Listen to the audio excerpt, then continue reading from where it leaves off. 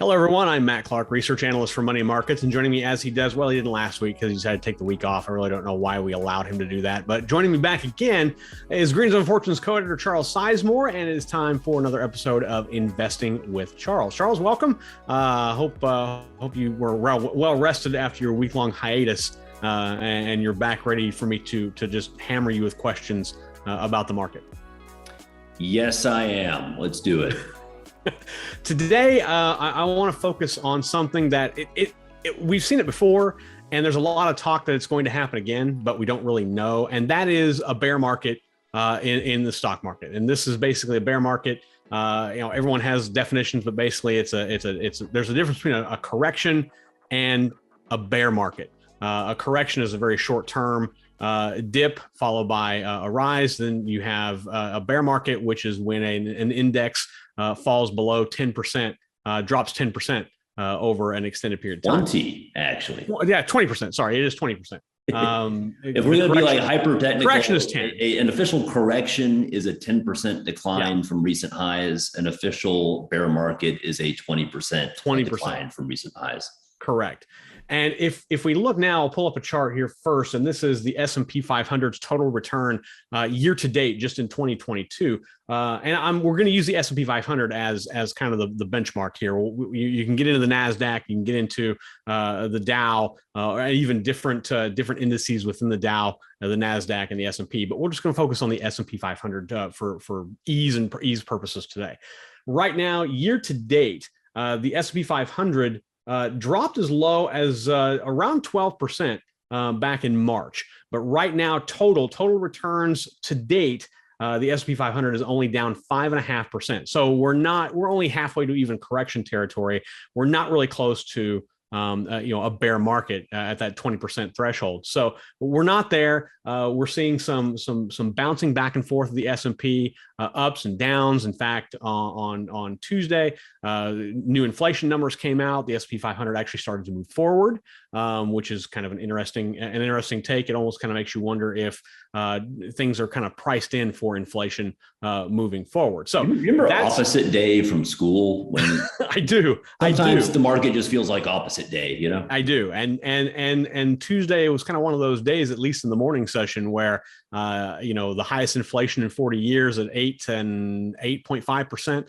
And the market actually moves higher, which is not necessarily what you would expect. However, that's kind of where we're at. So what I did, Charles, is I pulled out some other examples of true bear markets when the S&P 500 was in bear market territory, and in bear market territory for an extended period of time. And so what I think would be good is let's look at those and talk about those specifically and see kind of, what an investor, whether retail or institutional, should be thinking about right now, even though we're not in a bear market, technically speaking. Does that work for you? Yeah, and the point to that is we may not be, strictly speaking, in a bear market today, but market is choppy right now. We're definitely in correction mode. Could this slide into a bear market? Maybe. Let's go through some scenarios here to see what a bear market looks like if, in fact, we are heading that direction.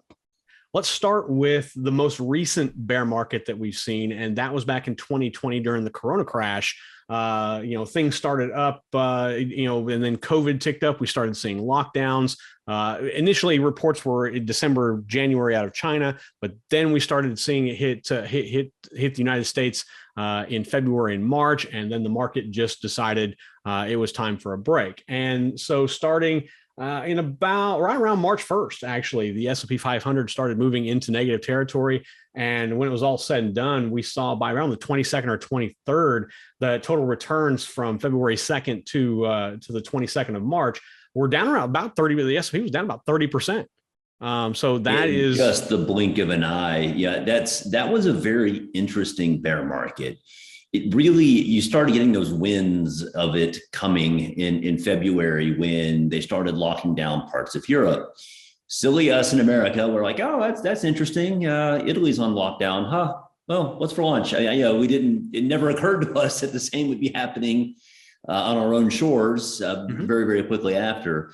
So of all the kind of bear market scenarios we're looking at, The 2020 Corona crash is really probably the least relevant, because this really was a unique, once in a century pandemic that we were, sorely unprepared for. So, and then that was, of course, remedied by the most aggressive Fed stimulus in the history of the Federal Reserve itself. So this is one of those case studies that is maybe interesting in an academic sense, but it's hard to see it. It's hard to see history repeating like this. Yeah, this was a precipitous drop in a very short amount of time, but then things balanced out and the market rose back up into positive territory, and actually I think closed out 2020 with a gain. So this is not your typical bear market, I guess. And I can kind of show you kind of where we came close to a bear market, because I thought this was also a good kind of barometer. And that was in kind of the fourth quarter of 2018. We came very, very close to a bear market. So we'll pull up the second half of 2018. The S&P 500 rose as much as 7-8% by October. And then starting in October, we started to see a downward trickle, got to as low as about 13-14% down. So not in correction territory, but not quite bear market territory there. Yeah, so I think this is a really interesting example, because I think there are some parallels to today. What was happening in 2018 after years of extraordinary loose policy? Remember, after 2008 meltdown, the Fed did what was at the time an unprecedented amount of stimulus. 0% interest rates, quantitative easing, QE infinity. You remember all of that. Oh, yeah. It took them years to scale it back, but when they really started in earnest, 2018-ish was when the Fed really started getting aggressive. That was what, it's hard to ever really pinpoint exactly what caused a bear market or what caused a correction, but that really was what changed market perception. There was a lot of fear that, hey, the Fed waited a little too long, and then because they waited too long, they're having to now go a little bit too aggressively. And the higher the Fed raises rates, the more aggressively they pull back. That's bad for earnings. It's bad for that the present value of future earnings that you discount to today's prices. It's bad for stock prices. So that's, I think, pretty similar to what we're experiencing today. Obviously, it's not the same. The inflation wasn't raging out of control back then.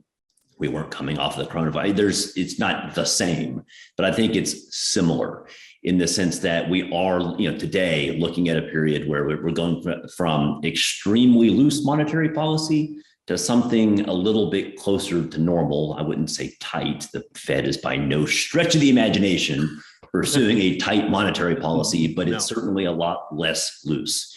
So, if 2018 is a guide, then, a near bear market, stocks were down just shy of 20. I mean, like, it was within rounding error of official bear market. And if you were trading at the time, it felt like a bear market. I think something like that could be an interesting parallel. Is this the exact model we're looking for? I don't know, but I think that's a pretty good example. If you were alive and trading in 2018 and you have memory of that year, because let's face it, the years blur together in the market. It all just kind of seems like it's hard to remember what happened yesterday sometimes, let alone what happened 3 or 4 years ago. But I think this could be a decent case study of what this year could feel like.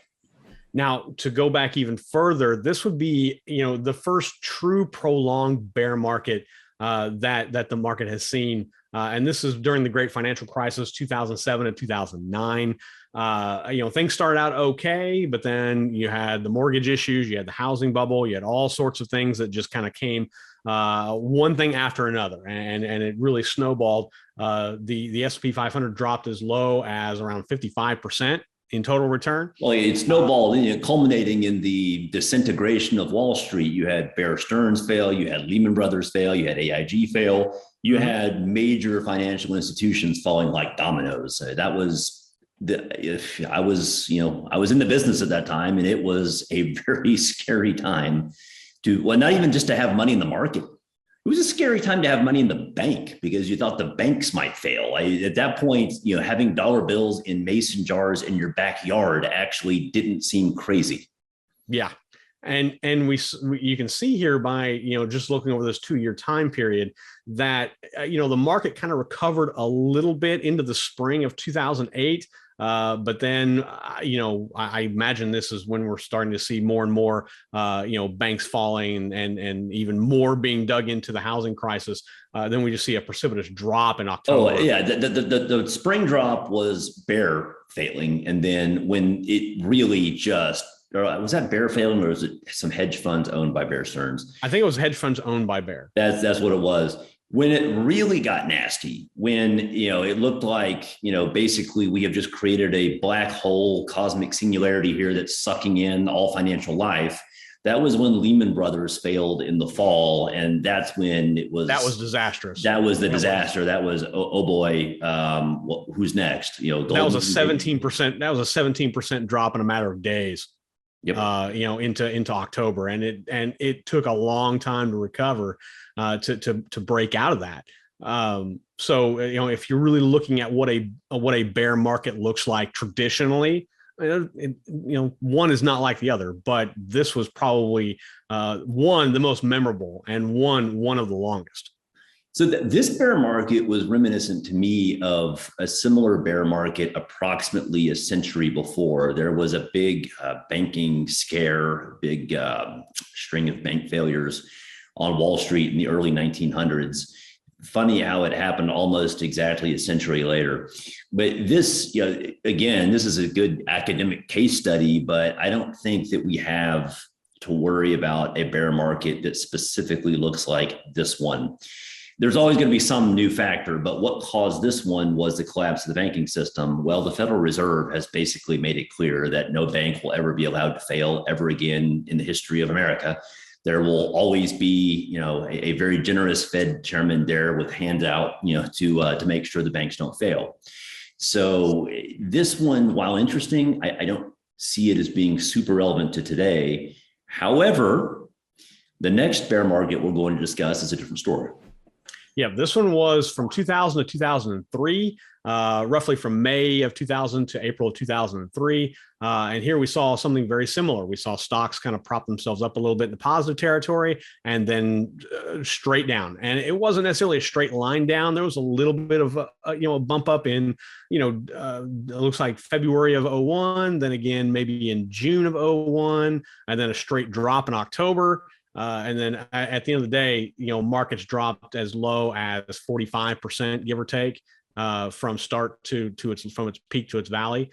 This was another one that was very prolonged. I mean, we're talking about, probably a year, 2 years. And you remember what was going on in the world at that time. So we had a bona fide bubble in the .com stocks and really tech in general. And really, if we want to be more broad, just the market in general, stock prices got ridiculously priced. You had, the tech sector in particular was absurd. I remember when I was just cutting my teeth in the industry at that point, and I looked up Yahoo, which was still a stock that mattered back then. And it was trading for 30 times sales. And I remember some analysts trying to justify a valuation of 30 times sales. And even me, fresh out of college, that looked a little bit ridiculous to me.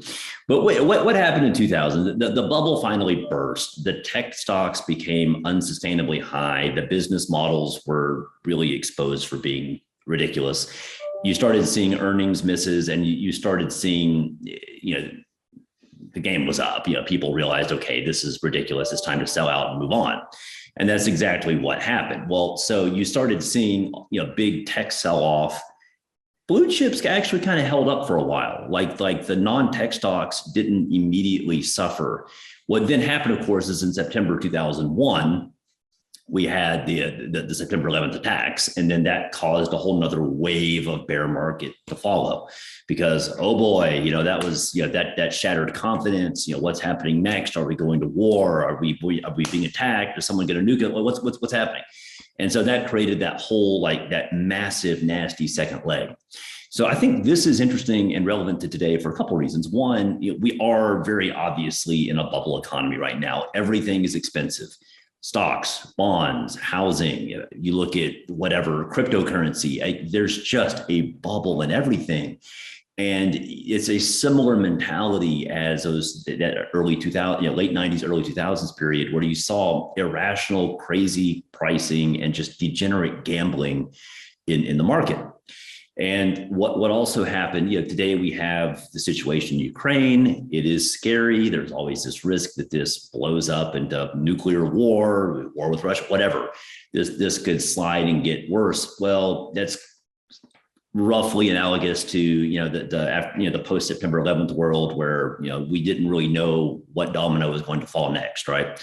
So if I was going to guess, and let's be clear, there is no, history never repeats itself exactly. But I think if the situation we're in today, if this does evolve into a proper bear market, it's going to look something like it's going to be some blend of what we experienced in 2018 and what we experienced in that 2000 to 2003 tech crash bear market, probably some mixture of the two. So there's that. So in thinking about this, again, we're not there yet. We're not in a bear market. We're not even in correction territory. So, the time to panic to bear market panic is certainly not now. However, it's, we have to preface it all by saying no one has a crystal ball and no one knows what's going to happen in the market in the next day, week, month, year. We just don't know. I mean, factors change all the time. And as Charles has pointed out, not one bear market is the same as the other.